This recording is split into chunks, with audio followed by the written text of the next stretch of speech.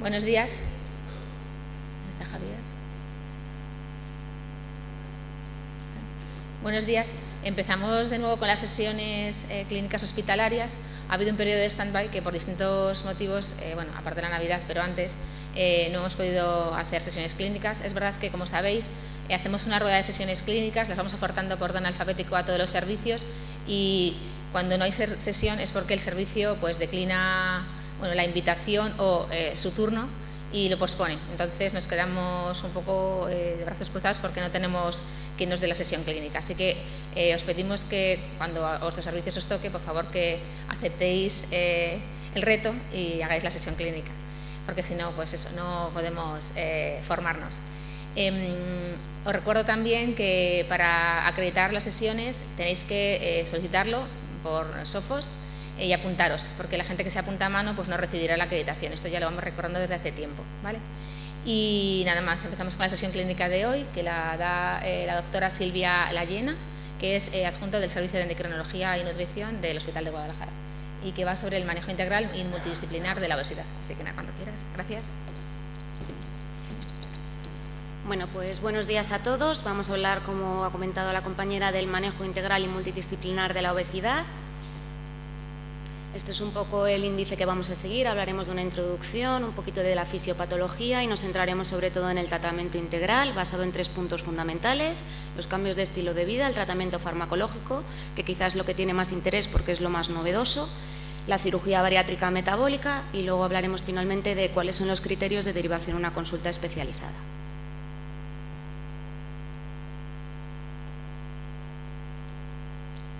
Bueno, pues primero definiremos la obesidad como una enfermedad crónica que está definida por el aumento de la masa grasa corporal total. No ha sido reconocida como tal hasta el 1997 por la OMS, hasta el año 2013 por la Sociedad Europea de Obesidad y hasta el año 2021 por la Comisión Europea. El concepto previamente basado únicamente en IMC resulta impreciso, ya que no nos diferencia sobre la distribución de la masa grasa a lo largo del cuerpo, no nos diferencia la masa libre de grasa de la masa grasa y además tampoco tiene una buena correlación lineal con el porcentaje de grasa corporal. Asimismo, tampoco tiene buena correlación con las comorbilidades asociadas en pacientes con talla baja y de edad avanzada, y tampoco hay que hacer también diferencias en función de etnias y de razas. Es por ello que la Asociación Americana de Endocrinólogos Clínicos propuso una nueva definición de enfermedad crónica basada en la adiposidad y además también postuló una clasificación diagnóstica basada en el acrónimo ABCD, donde A es la fisiopatología, entendiendo la obesidad como una enfermedad multifactorial en la mayoría de los casos y definiendo otros factores reconocidos y específicos de su causa. El B haría referencia al grado de adiposidad según índice de masa corporal, definiendo 6 categorías. El C, el riesgo hacia la salud, definiéndolo como bajo, intermedio o alto, y el D haría referencia al nivel de gravedad de las complicaciones. Ahí tenéis la tabla diagnóstica de la nueva proposición. Deciros que la realidad de la obesidad es que habría que medir el porcentaje de grasa corporal, pero esto va a requerir un estudio de composición corporal que al final va a tener que realizarse en una consulta especializada, porque requiere de una serie de técnicas que no realizamos en la práctica diaria, como la bioimpedancia, la DEXA, la resonancia, el TAC o la pletismografía, siendo normal un porcentaje graso de un 12 a un 20% en hombres, de un 20 a un 30% en mujeres y definiendo los puntos de corte de obesidad por encima de un 25% en varones y por encima de un 35% en mujeres. En artículos recientes se ha propuesto un nuevo ratio, que es el ratio cintura-altura, y entonces va a incluir dentro de la obesidad aquellos pacientes con un IMC mayor o igual a 25 en los que el weight to height ratio sea mayor o igual a 0,5. Como todos sabéis, la prevalencia de obesidad según IMC es muy elevada en España y además es que va en aumento. La obesidad y el sobrepeso responden aproximadamente a una prevalencia actual de un 22% respecto a obesidad y un 36% respecto a sobrepeso. Si tenemos en cuenta individuos mayores de 65 años, el porcentaje de obesidad aumenta hasta un 36%, se iguala con el del sobrepeso. y se prevé que las cifras vayan en aumento. En el año 2035, aproximadamente, el 37% de los adultos presentará obesidad. Todo ello pues, nos va a obligar a hacer una prevención cada vez a edades más tempranas y a instaurar tratamientos que sean efectivos, a poder ser pues, también lo más pronto posible. Como tiene una altísima prevalencia, el impacto en la salud poblacional pues es muy importante. También afecta a la calidad de vida y a las comorbilidades, por lo que va a llevar un importante gasto sanitario. Los análisis recientes han previsto que va a haber un aumento aproximado de un 16% de peso en España para el año 2030 y esto incrementará los costes aproximadamente en un 58% en los costes directos. Como veis, pues a mayor obesidad, mayor gasto sanitario anual y yo creo que pues aquí es donde tenemos que empezar ya a concienciarnos y en la importancia que tenemos de prevenirla.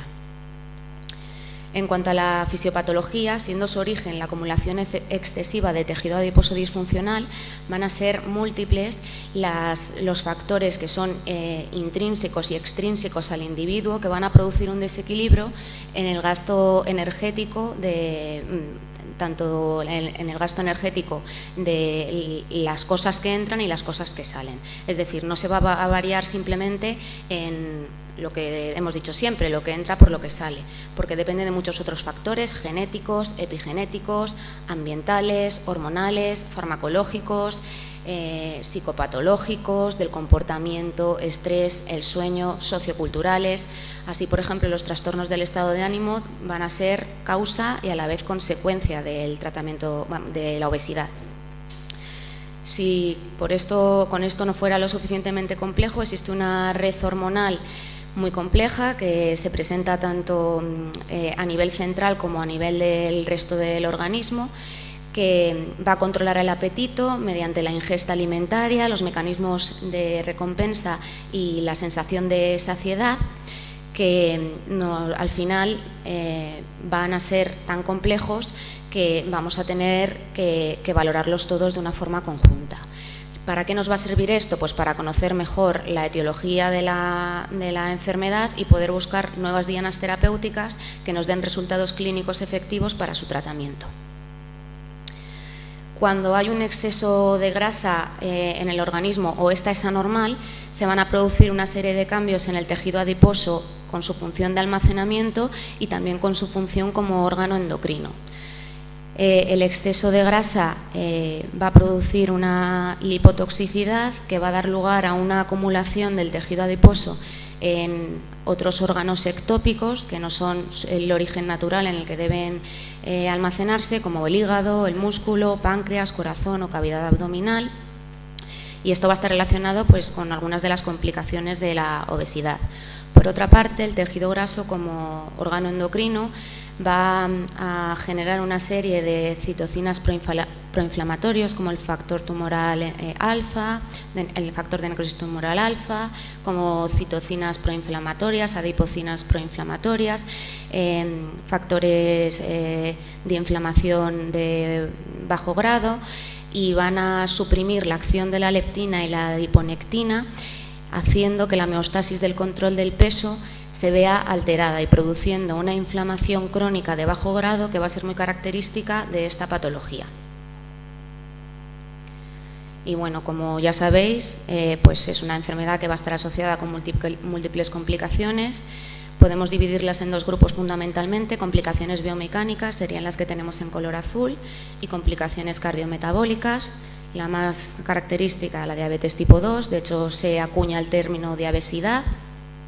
También está relacionado con hígado graso, infertilidad, aparición de cálculos biliares, con la aparición de cánceres, por ejemplo el cáncer de mama, de endometrio, cáncer de esófago, de vesícula, cáncer colorectal, cáncer renal, entre otros. Efectos cardiovasculares va a tener en los factores de riesgo cardiovascular, dislipemia, hipertensión, y además van a tener más tendencia en los pacientes a enfermedad coronaria, ictus, embolismos pulmonares, insuficiencia cardíaca con fracción de eyección preservada. También puede facilitar la aparición de trombos, empeorar episodios de gota y bueno, dentro de los que son más de tipo mecánico, la apnea del sueño, dolores crónicos, osteoartritis de rodilla y de otras articulaciones de carga, asma, reflujo, aparte de disminuir la calidad de vida y con todo ello pues también reducir la esperanza de vida de nuestros pacientes. ¿Qué es lo que ocurre además? Pues que el cuerpo, cuando le producimos una bajada de peso, va a realizar una adaptación metabólica que es fisiológica y que lo que va a impedir es el mantenimiento del peso y va a llevar una reganancia ponderal progresiva que prácticamente va a ser la norma en todos nuestros pacientes. Entonces, sabiendo todo esto, tenemos que ver cuál es la mejor forma de poder ayudarles, ¿no? Por todo ello se propone pues, que el manejo de la obesidad tiene que ser integral. El reto es perder el suficiente peso como para mejorar o prevenir las complicaciones asociadas con la obesidad y con ello mejorar la calidad de vida de nuestros pacientes, reduciendo el peso y la adiposidad y luego la importancia del mantenimiento de la pérdida de peso y la prevención de la reganancia futura. Quizá esta sea una de las diapositivas más importantes. Nuestro objetivo cuando hacemos un tratamiento de la obesidad no es perder peso, es decir, no es disminuir el IMC, es mejorar la salud de nuestros pacientes. Como podéis observar, los mayores beneficios en cuanto a las enfermedades pues, más graves que están relacionadas con la obesidad se consiguen con cifras a partir de los 2 dígitos, a partir del 10%. Siendo pues, los más importantes a partir del 15%, con la remisión de la diabetes, con la disminución de la mortalidad por causa cardiovascular y con la disminución de la insuficiencia cardíaca. Lo que vamos a buscar es mantener al paciente metabólicamente sano, evitando la estigmatización y la discriminación, restaurando el bienestar, mejorando la imagen corporal y su autoestima. Y luego es muy importante que los objetivos sean progresivos y que sean alcanzables por nuestros pacientes. Al final el concepto del peso ideal pues no es para todos. Lo que tenemos que hacer hincapié con nuestro paciente es que nuestro objetivo es que tenga un peso pues que sea metabólicamente más saludable. Y lo que os comentaba, el mantenimiento y la prevención de la recuperación ponderal tienen que ir unidas al resto de tratamientos y son de por vida. En cuanto a cambios de estilo de vida no me voy a detener mucho, deciros que es el pilar fundamental, pero que consigue resultados modestos, en torno a pérdidas de peso de un 5 o un 10%. Sobre todo tiene lugar durante los primeros 6 meses de la instauración de los cambios y la reganancia ponderal al final es la norma. Prácticamente el 95% de los pacientes, solo con cambios de estilo de vida, reganan algo de peso. Solo 1 de cada 6 pacientes van a alcanzar pérdidas de peso por encima de un 10% y esto les va a dar un poco una sensación de fracaso a medio y largo plazo. Las recomendaciones dietéticas son el componente principal. No hay una estandarización ni unas recomendaciones específicas o que sean indiscutibles, pero bueno, hay que reducir la ingesta calórica total y en nuestro medio pues proponemos la dieta mediterránea porque es la que mejor se adapta a nuestra cultura y bueno, se ha asociado a menor riesgo de numerosas enfermedades. En cuanto a la actividad física, por sí sola tiene poco efecto en la pérdida de peso, pero nos va a ser esencial para disminuir el riesgo de recuperación del peso perdido. Va a contribuir a disminuir la pérdida de masa magra. La prescripción debe ser individualizada y deberían participar profesionales de la actividad física. Hay que hacer ejercicio aeróbico y de fuerza y es muy interesante, por ejemplo, el entrenamiento por circuitos. Y luego, por último, tendríamos la intervención conductual que debe ser realizada por dietistas, nutricionistas, enfermeras y psicólogos clínicos. Hasta ahora, las medidas de tratamiento y el porcentaje de peso esperado, pues como veis, con los cambios de estilo de vida son muy modestos, como decíamos, llegan hasta casi un 10%. Aquí banda gástrica no hacemos, luego ya tendríamos las cirugías bariátricas con pérdidas de peso grandes, 25, 32%, pero como veis nos queda en esta área pues una zona que durante mucho tiempo ha estado desierta y bueno, pues que ahora hablaremos que la vamos a rellenar. Y aquí es donde entraría el tratamiento farmacológico de la obesidad. El tratamiento farmacológico de la obesidad siempre debe ir en combinación con cambios de estilo de vida, nunca deben ir solos. El nivel de evidencia es muy alto. Indicaciones de tratamiento de la obesidad farmacológica. IMCs por encima o iguales a 30 kilogramos por metro cuadrado o IMC mayor o igual a 27 con comorbilidades mayores asociadas. El tratamiento debe instaurarse sin esperar a ver los efectos de cambio de estilo de vida en aquellas pacientes que tengan obesidades graves o alguna complicación mayor asociada a la obesidad. En pacientes con obesidades grado 1 y sin complicaciones, debería relegarse a si no se consiguen buenos efectos con los cambios de estilo de vida o a si hay una reganancia ponderal posterior a la instauración de los mismos. El fármaco ideal, por definición, sería aquel que tuviera una diferencia de peso respecto a placebo por encima de un 5% tras un año de tratamiento, y aquel en el que haya un porcentaje de sujetos con esta pérdida de peso mayor al 5% de al menos un 35%. La realidad es que en la práctica clínica tendemos a ser todavía más optimistas, queremos mejores resultados y proponemos que sea mayor a 10% después de un año y que el porcentaje que pierda más de un 10% sea superior al 50% de los pacientes. ¿Cuándo retiraríamos un fármaco? El fármaco se retira si a los 3 meses del tratamiento a dosis máxima tolerada no se ha conseguido una pérdida de peso mayor del 5% en pacientes sin diabetes o mayor a un 3% en pacientes diabéticos, ya que los diabéticos pues pierden menos peso con los tratamientos. El tratamiento es a largo plazo porque es una enfermedad crónica.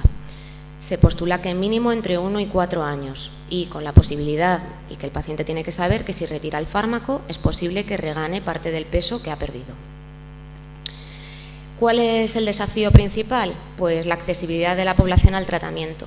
Son fármacos que no están financiados en el sistema sanitario en ninguna circunstancia. No los puede poner ni siquiera un endocrino financiados, nadie los puede poner y pueden ser pautados por cualquier especialista.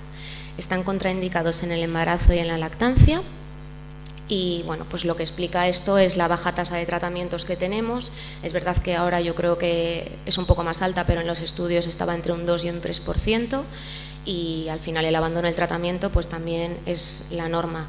Más del 50% de los pacientes a los 6 meses pues discontinúan el tratamiento. Y ahora ya voy a empezar a hablaros de los principales fármacos. En primer lugar os voy a hablar del Orlistat, que está aprobado desde el año 1998 y es un derivado sintético de la lipostatina, que procede del hongo que os pongo ahí.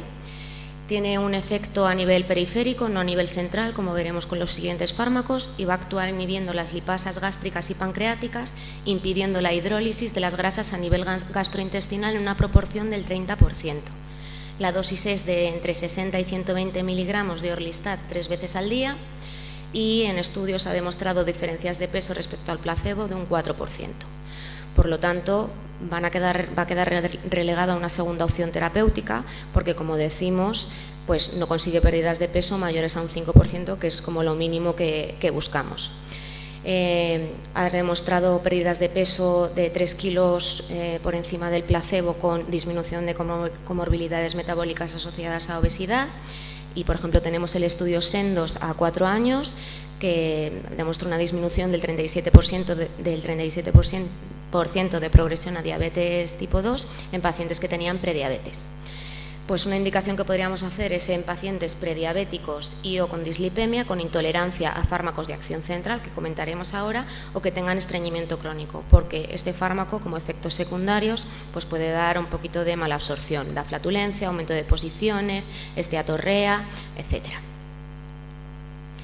Y yo creo que aquí ya empezamos un poco con la revolución de los nuevos fármacos, aunque este ya lleva tiempo comercializado. Liraglutide de 3 miligramos es un análogo del GLP-1. El GLP-1 es una incretina, el péptido similar al glucagón tipo 1, tiene acción anorexígena a nivel del hipotálamo vía propiomilanocortina y además inhibe las neuronas orexígenas a través del neuropéptido I. También va a producir un enlentecimiento moderado y transitorio del vaciado gástrico, dando al paciente una sensación de plenitud y de saciedad.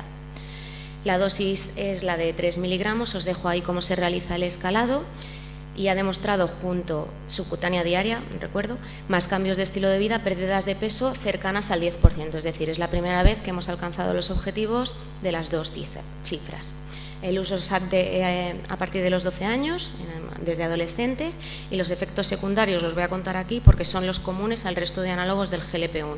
Son gastrointestinales mayoritariamente, siendo náuseas la más frecuente, vómitos menos frecuentes y alteraciones del ritmo intestinal con diarrea y estreñimiento, pues con una frecuencia moderada.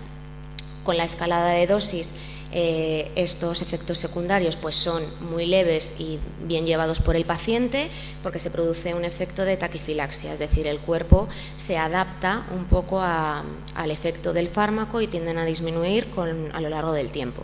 Podemos jugar con el escalado de dosis de los fármacos y hacerlos más largos para mejorar la tolerancia. En cuanto al riesgo de colelitiasis y o pancreatitis, lo que se ha demostrado es que no son debidos a la acción directa del fármaco, sino a la pérdida de peso tan grande que conlleva su uso. Hay que avisar a los pacientes de que es algo que puede ocurrir, pero no es un efecto secundario del fármaco. Ahora pasaríamos a semaglutida 2.4. Permite una administración semanal, ya que aparte de tener una homología de un 94% con el GLP-1 humano, lo que hacen es añadir un spacer en la molécula que se une a la albúmina y impide la degradación por la hormona IDPP4.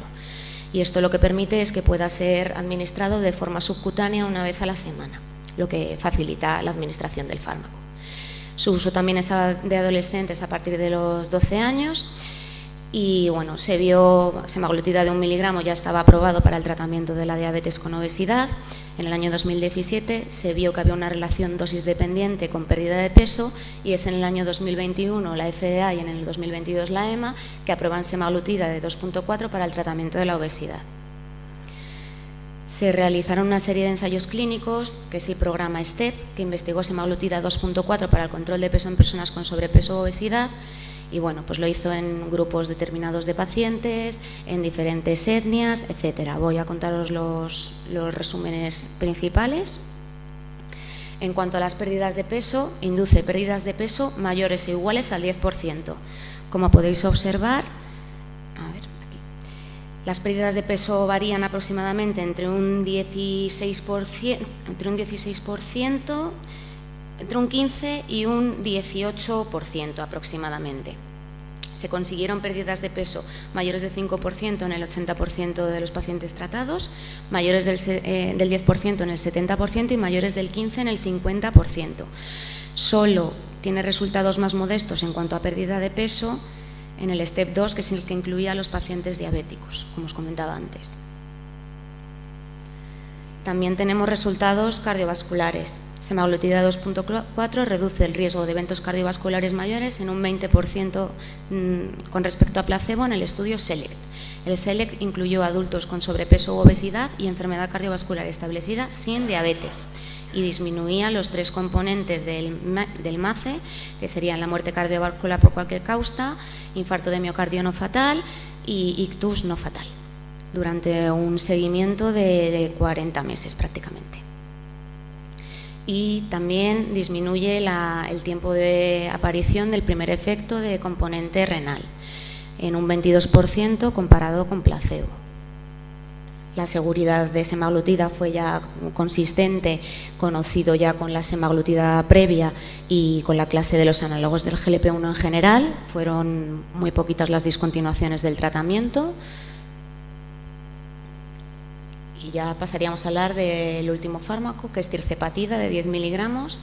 Es una nueva clase terapéutica, es la única molécula que es agonista de los receptores de GLP-1 y además añade la acción del GIP. El GIP va a aumentar la sensibilidad a la insulina, mejora el metabolismo del tejido adiposo y la capacidad de almacenaje, y también tiene efecto pues, a nivel del control del apetito. La escalada también se hace de forma progresiva. Y bueno, aquí está comercializado hasta 10 miligramos, las dosis de 12,5 y 15 miligramos pues no las tenemos en España, y tiene que ser pautado de momento en adultos mayores de 18 años. Aquí el resultado de los estudios SURMOUNT en pérdida de peso consigue muy buenas pérdidas de peso, entre un 16 y un 22%, aunque os estoy hablando de la dosis de 15 miligramos. La dosis de 10 miligramos pues tiene efecto también, por supuesto, 13%, 21% de pérdidas de peso. Y recordaros lo mismo que en el SURMOUNT 2, pues siempre resultados más modestos en relación a que son pacientes con diabetes tipo 2. También ha demostrado ser seguro, con unos efectos adversos gastrointestinales muy similares a los análogos del GLP-1 habituales. Ocurrieron fundamentalmente durante el escalado de dosis y la discontinuación fue menor del 5% en los pacientes. Y bueno, os quería hablar también un poquito de ajuste de la medicación en situaciones especiales. Como son fármacos que lo que hacen es enlentecer el vaciado gástrico, pues hay miedo, ¿no?, de que en la inducción anestésica o en la sedación pues pueda aumentarse la tasa de aspiraciones, pero se ha demostrado que esto no ocurre por el efecto que os comentaba previamente de la taquifilaxia. Si bien es verdad que sigue enlenteciendo el vaciado gástrico, si se hace una buena preparación preanestésica con una dieta líquida 24 horas antes de la intervención o para lo que se requiera la sedación y el ayuno habitual de entre 6 y 8 horas, pues no hay problema, por lo que no habría que retrasar o suspender los análogos del GLP-1 antes de ningún procedimiento anestésico. Lo ideal sería poder analizar situaciones clínicas que pudieran condicionar gastroparesia, como diabetes evolucionada, enfermedades crónicas neurológicas, uso de diferentes fármacos, y lo ideal sería realizar una ecografía abdominal previa para valorar el uso de procinéticos. Y luego también deciros que también lo utilizamos después de la cirugía bariátrico-metabólica, que vamos a hablar ahora de ella. Lo usamos en casos de fracaso terapéutico o en casos en los que haya habido una reganancia o no se haya conseguido el objetivo de peso deseado por los pacientes. Y las indicaciones de tratamiento son las mismas que pacientes que no están operados. Por último, tendríamos la cirugía bariátrica metabólica. Las indicaciones para hacer una cirugía bariátrica metabólica es un índice de masa corporal por encima o igual a 40 kilogramos por metro cuadrado, es decir, una obesidad grado 3. IMC es mayor o igual a 35 con al menos una enfermedad asociada a la obesidad que sea susceptible de mejoría después de la pérdida de peso, y en IMC es mayor o igual a 30 con diabetes tipo 2 mal controlada a pesar de un tratamiento médico optimizado. Pero tenemos otros requisitos. Los pacientes tienen que tener entre 18 y 60 años. Se discute la edad entre 60 y 65 años. Hay que individualizar y la discusión debe realizarse en un comité multidisciplinar. Tienen que tener respuesta inadecuada al tratamiento médico, tanto al tratamiento farmacológico para la obesidad como al tratamiento médico para comorbilidades como la diabetes que hemos comentado.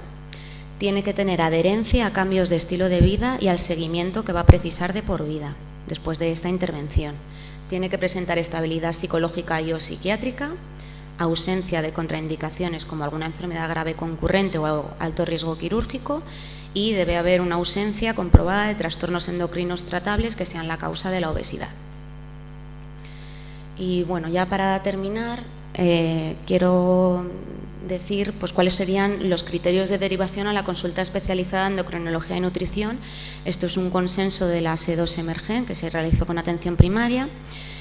Incluiríamos a aquellos pacientes con IMCs mayores o iguales a 40, IMCs mayores o iguales a 35 con una patología relacionada con la obesidad con inadecuado control, siendo estas una diabetes tipo 2, un SAOS con intolerancia a la CEPAP, una hipertensión arterial mal controlada pese a 3 o más fármacos, un síndrome de ovario poliquístico que impida el deseo gestacional, esteatohepatitis con fibrosis grado 3 o 4 y osteoartritis grave en articulaciones de carga en pacientes menores de 60 años.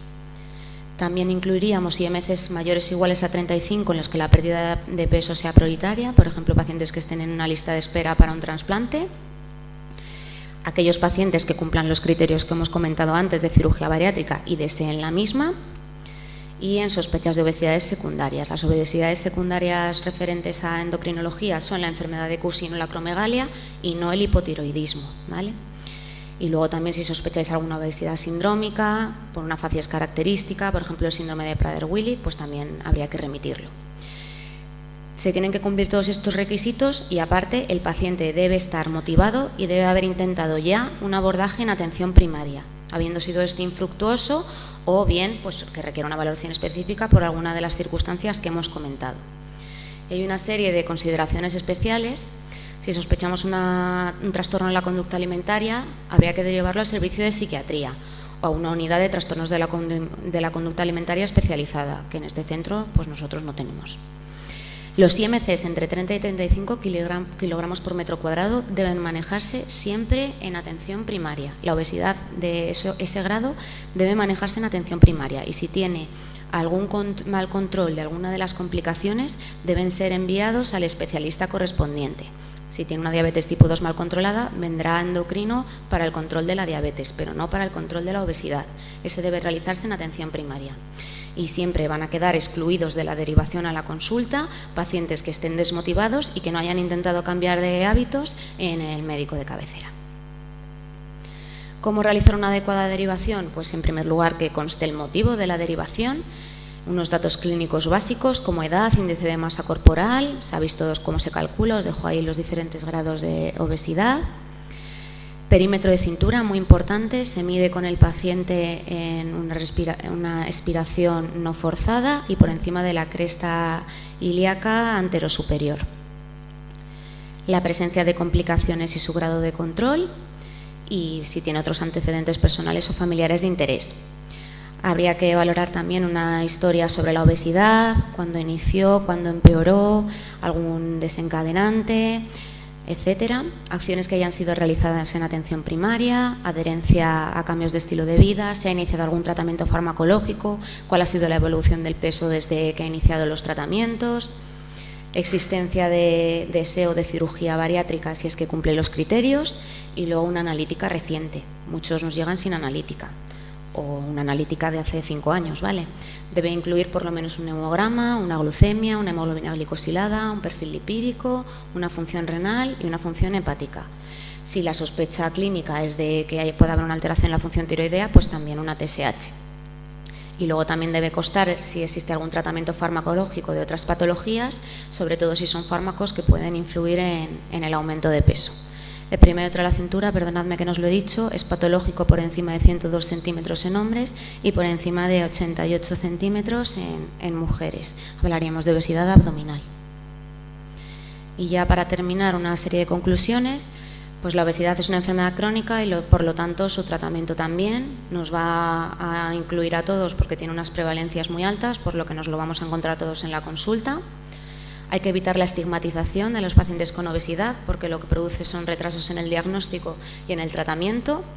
Hay que hacer una valoración médica exhaustiva que incluya IMC, perímetro de la cintura y de las complicaciones asociadas. Los objetivos planteados deben ser individualizados, realistas, no usar el peso ideal para evitar la desmotivación y además tienen que ser consensuados con el paciente. El enfoque debe ser integral, siempre debe ir unidos a cambios de estilo de vida, la motivación es imprescindible. Lo mismo otra vez, el tratamiento farmacológico siempre debe ir en combinación con cambios de estilo de vida. Los fármacos para la obesidad no son un tratamiento estético, el objetivo es la mejora de la salud. Ningún fármaco está financiado en el Sistema Nacional de Salud en ninguna circunstancia y pueden ser pautados por cualquier especialista, es decir, el manejo debe ser multidisciplinar. Las nuevas opciones terapéuticas nos han demostrado ser muy efectivas y muy útiles para el control del peso, alcanzando pérdidas de peso por encima del 10%, más de 2 cifras, son seguros. Es imprescindible la actualización y la concienciación de los profesionales sanitarios en todos los ámbitos y la cirugía bariátrica metabólica al final va a quedar relegada a casos muy seleccionados de obesidad grave y bueno, que el seguimiento va a ser de por vida. Y eso sería todo. No sé si alguno de mis compañeros quiere añadir algo, matizar algo.